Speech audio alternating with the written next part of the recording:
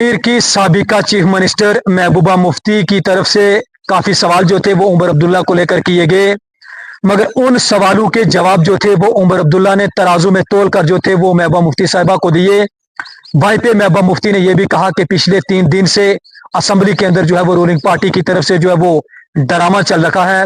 वक्फ amendment bill को लेकर उन्होंने काफी बातचीत जो थी वो भी की, जिसमें उन्होंने ये भी कहा कि हमारे बेस्ट लॉयर जो हैं मजीद साहब जो है ये सुप्रीम कोर्ट जाएंगे और चैलेंज करेंगे।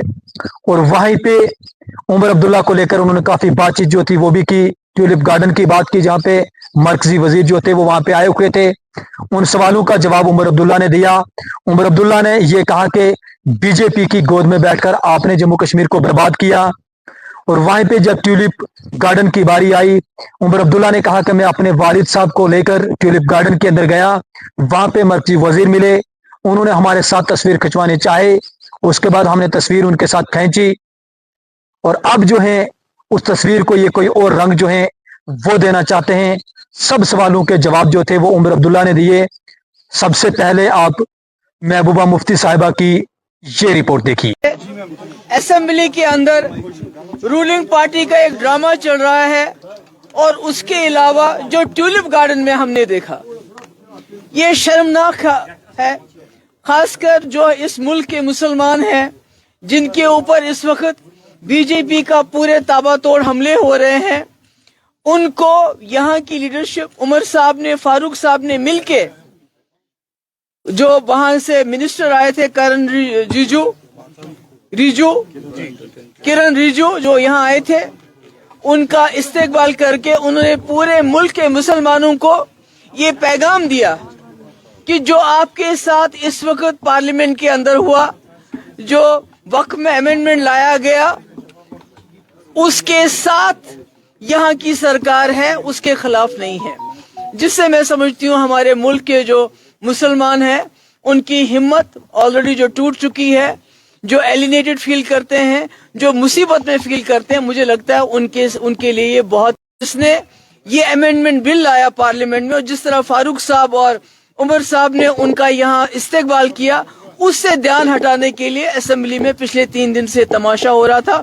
और आज हमारे साथ यहाँ हमारे एडवोकेट मजीद साहब हैं जो सुप्रीम कोर्ट लॉयर हैं। तो आने वाले 1-2 दिन के अंदर इंशाल्लाह हम भी इस जो वक्फ बिल पे अमेंडमेंट लाया गया उसको चैलेंज करेंगे।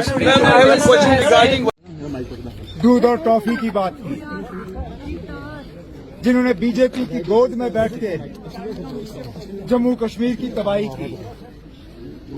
हाउस के अंदर उन लोगों ने मेरे खिलाफ इल्जाम लगाया जिन्होंने क्रिकेट बैट बांट के यहाँ के नौजवानों को गुमराह करके उस वक्त के होम मिनिस्टर के प्रोग्रामों में घसीट के लिया।